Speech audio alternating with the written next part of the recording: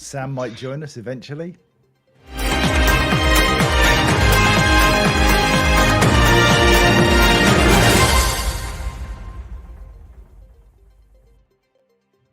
Hello, darlings, and a warm welcome to the show. This is the 10 o'clock news from the EV Café, brought to you this week by the AA, electric vehicle support when you need it most. And today I'm joined by Sarah, which I'm probably delighted Sam. about. Well, you know, he might rock up, but we've got the A team here. Well, that's all that matters. We've got the EV Rally team. Well, that's true. Now, we'll mention the EV Rally as we go through this because there's a very exciting announcement from Power, but we'll talk to you about that in just a minute. So welcome to the show. Stick your name and all the details in the comments if you fancy. Tell us where you're from, what you do, promote yourself. Why not? Esther Jones. Now, I just mentioned the AA, and as if by magic, the wonderful Esther Jones arrives. Esther from the AA, who does all the wonderful things that we need her to do commercially. She's out there letting everybody know how fabulous the yellow machine is. Dan Martin, good morning. Neil Mumford, bless your heart for being here again. And Leon Gomez, will you never learn? You're back again?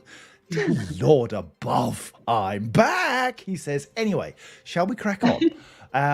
Grab a cuppa and plug in for the latest in clean transport and sustainability news. Before we start that, Neil Ponting, hello. Michael Anderson, hello. And Sarah Sloman, hello. We will be talking about eyes in the skies to help logistics be wise. Do you see what I did there? Octopus electric vehicles are growing arms and legs. Oh dear, I write this stuff. Scotland sets the vision for the pace of change to deliver net zero in transport. Or do they? Gridserve have got the power, and HVO gets Formula One racing in Europe. But first up, a myth bust this week from the news. There's some research which has come out from Sweden that petrol or diesel powered cars are 19 times more likely to catch fire, according to the Swedish Civil Contingencies Agency, MSB, which has compiled the statistics for car fires in 2022. In 2022, 24 electric or plug-in hybrid cars caught fire in Sweden, which accounts for approximately 0.004% of all electric and plug-in hybrid cars in Sweden. Of the entirely fossil fuel-driven cars, around 0.08% caught fire. So there, electric vehicles don't catch fire more than petrol and diesel. Myth busted. Boom, as they say. What do you reckon, Sarah? Boom? Yeah, very important. We probably shouldn't really say boom. Not sure it's the right thing at this point. But no, of course, it's been a fear for a long time. It's not one that I've come across in the sort of, when you're in the pub and someone says to you, oh, but they catch fire. It's not the most popular myth that we've had to bust, but it's pleasing to have official data. Indeed, indeed. Callum Aitken, hello. Leon Gomez, get off my screen. Paul O'Brien. Paul O'Brien, goodness gracious, hello. Craig Salmon, Mark Wynn, and Craig Salmon again. Goodness, that's two salmon. What do you call a brace of salmon? A brace of salmon. Now, let's get on with the news. National Highways is encouraging fleet operators to join its free trial of Ping, its driver behaviour initiative that uses cameras on the road network to flag dangerous driving. Ping uses various sensors and cameras on the strategic road network to ping alerts to fleet operators to notify them of dangerous driving behaviours. This includes speeding, close following, weigh-in motion sites. This is where they test the axle weights on the move, mobile phone and red X lane closure offences. Mark Cartwright, National Highways Head of Commercial Vehicle Incident Prevention, said it's a very simple proposal. Operators can share their vehicle registration numbers for their fleet, and then we let them know when we spot something on the SRN. Fleets can take the appropriate action, and the result is that we have safer roads. We're at an ad hoc trial stage with partner fleets, and as such have not yet developed a formal MOU around processes, but be reassured there is no catch, and we simply seek to inform opted-in fleets of poor driver behaviours which we are sure they would wish to address in the interests of road safety. All fleet operators are welcome, but National Highways is keen to engage with hauliers, especially those operating nighttime trunk operations. The free trial will start in September and run for 3 months, or even 3 months. I don't know why I said 3 months. 3 months. Sarah, There's a couple of things which are bothering me here. Yes, it's an opt-in from the operators. Not sure the drivers will be thrilled. So there's that kind of privacy thing kicking around. But fundamentally, I think it's a good thing that we're using the technology out there to get better, cleaner, safer transport. Would you agree? Yeah, I take it this is an evolution of the how's my driving thing, where you get to Yes. ring up and say whether they've been good or bad. I suspect if it includes sort of in-cab monitoring as well, that could be a concern for a driver. But I also don't know what the action you're supposed to take is going to be. I mean, I realise that driver will then receive some kind of driver training or perhaps something to improve their driving skills. But it doesn't immediately solve the safety on the road. It's a long-term plan, so I get it. I can see why it would be good. If you swerve out of a lane, perhaps that driver was distracted. You could correlate that with the in-cab safety data or acceleration data and just see what went wrong and see if you can help rather than penalise. Then it would be positive. Yeah, well, Dan Martin seems to like it. He said, having just driven back from Birmingham to Glasgow and back, I saw some shocking driving behaviour. This is a great initiative. I hope many fleet operators take part in the trial. And I kind of agree with him. I think, we'll learn some stuff, and it's not a catch. There's no way in which people will be prosecuted or dealt with by the authorities as a result of this, but it is going to give us some data that we can work with to see just how good our roads are and how safe they are. Good stuff. Now then, Octopus, new story. Octopus electric vehicles have raised £150 million to help expand its salary sacrifice offer. The business, which is part of Octopus Energy Group, launched its salary sacrifice scheme in 2021 and offers a bundled package including a charger and discounted energy tariff. This latest deal takes the total amount of funding raised to more than £650 million in 2 years. In the last 2 years, Octopus has helped more than 3,000 companies launch an electric car employee benefit scheme with clients including McLaren, Nando's and Zoopla.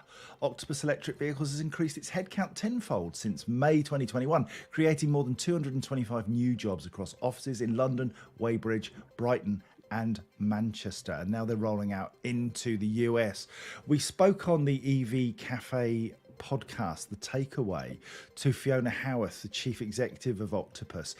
A woman really worth listening to. And if you get a chance, check it out on all your podcast platforms. The EV Cafe Takeaway is what you should search for. Look out for Fiona Howarth. She is a legend. Sarah, salary sacrifice, good thing for you? Yeah, I'm on it. I'm on a salary sacrifice lease, which means I've ended up being able to have a vehicle that I normally wouldn't have been able to afford. So that's been fantastic. It didn't include charger, but then don't have home charge capability anyway. But anywhere that it's all going to be wrapped into one place just makes the whole technology more accessible. What a clever bunch of cephalopods the Octopus team Now biology name. Apparently it means head foot, which makes sense because they certainly do lead with their head and show us with their feet. So I think they are constantly innovating, constantly showing us. And that podcast with Fiona, you and Paul just giggled the whole way through. It was really a good listen. But there was a core message there that you don't give up, you innovate, you innovate or die, you move on and find a better way of doing things. And that's certainly what they've all done together as a team. Mark Gray Smith says, just got my salary sacrifice car from OEV. Great service and support all the way through from the team. Yeah, I'm getting a subscription car on Monday from Elmo. So Kia e-Niro, and I get charging and all that kind of stuff thrown in. It's brilliant. Can't wait. Very excited. Anyway, moving on. The Scottish Government, dear to my heart, has set out plans to integrate its ChargePlace Scotland network more closely with private charging networks to reach 6,000 points by 2026. ChargePlace Scotland is owned by the Scottish Government, but it's said that its plans for public charging network will require significant levels of private investment to grow at the scale and pace required. Scotland's plans have given further detail with a network fit for the future vision for Scotland's public electrical vehicle charging network report. That's a snappy title, which says charging needs to be as convenient and reliable as possible to meet the demands of communities. Scotland's got 4,000 points across the country. 2,500 of those are part of the ChargePlace Scotland network. The other 1,500 are clearly private investment, and this is a result of over 60 million investment from the government in the last decade. However, Scotland's target for cutting planet-warming greenhouse gas emissions has been missed after a bounce back following the pandemic. Total emissions were 49.9% lower than in 2021. In 2021 than in 1990. But the target for the year was a 51.1% cut. So they've missed it by about 1.2%. It's the 8th time in 12 years that the legally binding target has been missed, and the Scottish Government said it's disappointed, but that it wasn't far behind where it should be. Well, far behind isn't good enough. Domestic transport was still the biggest source of emissions and was responsible for 26.2% of the total. Now then, they do have a target to reduce congestion by 20% by 2030. And that's an interesting one. No plans as to how they're going to do that, but the plan is there. Sarah, this is a massively frustrating area. We see improvements, we see progress, but it's just not fast enough, is it? I know, but at the same time, they were so close, 49.51. That is impressive to be legally binding and get so close. So it is frustrating, but at the same time, we know from the EV rally how many times we have been up there and seen the innovation. We've seen the science parks, we've seen the charging hubs. You can't deny that Scotland has led the way in a lot of areas. However, 4,000 chargers still seems a fairly low number. I think the market's moving away from judging their success based on number of chargers now. It's much more about, as you say, congestion. And there's that strange dichotomy that encouraging EV can also lead to an increased use of that car, because suddenly there's a good feeling about it and there's cost savings to be made by charging at home and at work. So I do worry that people will see an increase in congestion without the right policy and sort of constraints around not just clean air zones, but also the congestion as well. So charging people to go into city centres, encouraging people to use public transport. And again, Scotland has always been known for quite good public transport, I think. Yeah, no, most definitely. I'll be watching with interest what they do. If you have any comments on salary sacrifice, or indeed any of the other subjects that we're talking about, please stick them in the comments box. Paul O'Brien's had a fabulous experience with salary sacrifice. Michael McLeod has got a Polestar too. An excellent journey from Octopus salary sacrifice program. And it's a vehicle he wouldn't have been able to get if he hadn't used SalSac. So it's a really, really good scheme. Check it out.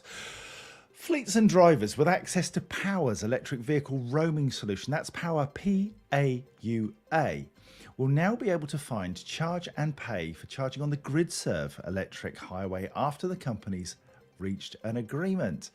For fleet managers, Power can streamline their charging processes and easily track usage and receipts in one place instead of having to manage multiple accounts and payment methods for various charging networks.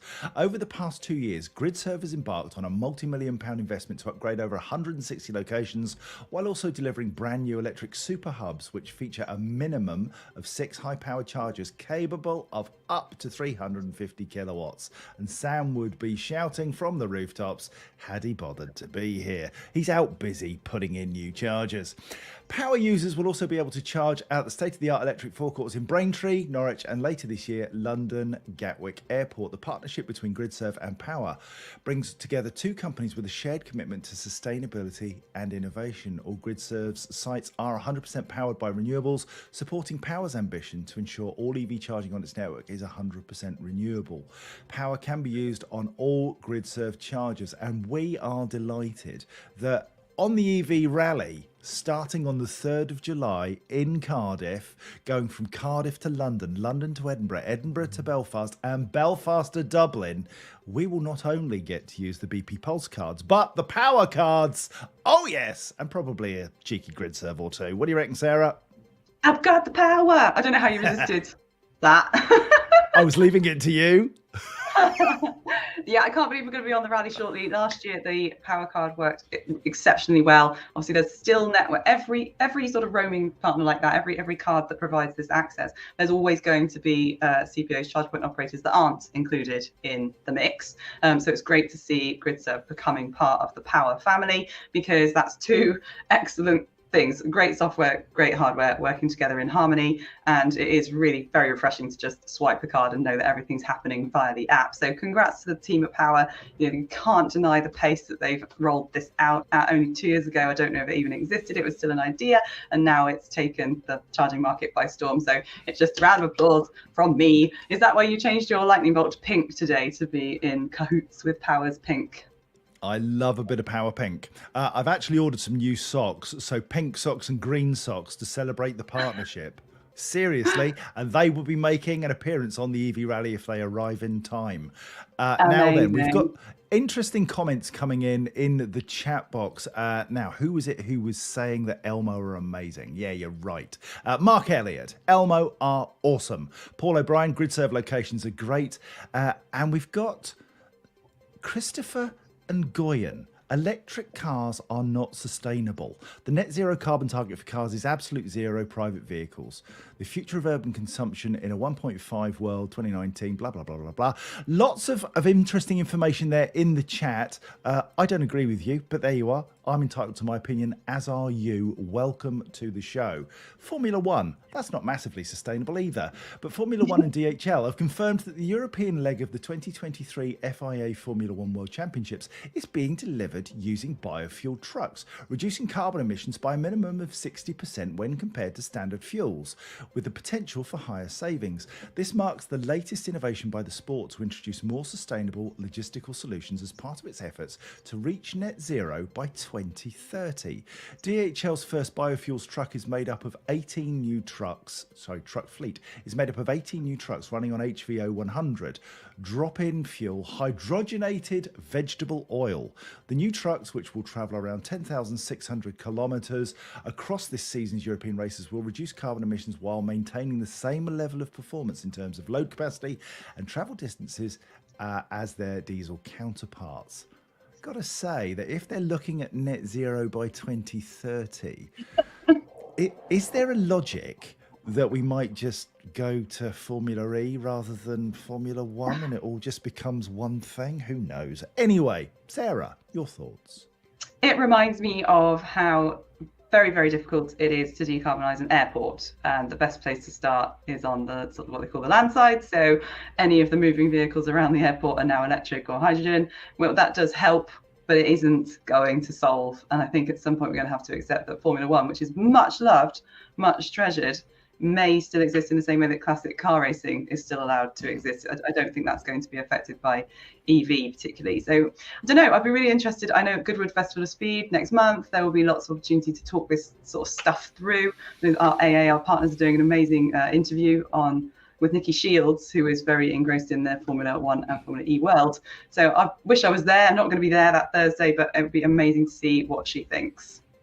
Yeah, really looking forward to Goodwood. Hopefully we'll see lots of you there. Anybody going by any chance for the Festival of Speed? Do let us know and come and find us, because some of us will be there, possibly the Thursday, possibly the Friday, probably not the Saturday or Sunday because it's just going to be rammed. But if you're going to be there, we would love to see you. We are with the AA. Now then, if you have any clean transport, PR or news stories you'd like us to cover, please send them to us all at hello@evcafe.org. Until next Friday, it's goodbye from me. It's goodbye from Sarah. Thank you, Sarah. Bye. At least I want us to get a little thing. It was like vote for me on, when they're doing talent shows. We should who put all our goes? You decide. This has been an EV Cafe production brought to you this week by the AA. Yellow never felt so good. Other sustainability news services are available, but this is just funner! The EV Cafe is truly blessed to be partnered with My Energy, Geotab, EV Civil Solutions, the AA, Churchill Insurance, Plug Me In, Sperry, Hydrock, Interval, Kersha UK, and McIntyre Hudson. We are the EV Cafe, supporting the transition to clean transport. Enjoy the rest of your day, your weekend, wherever it takes you. Thank you so much for joining us this morning. Thanks for all the chat. You've been amazing. Till next Friday. Bye! Bye. No.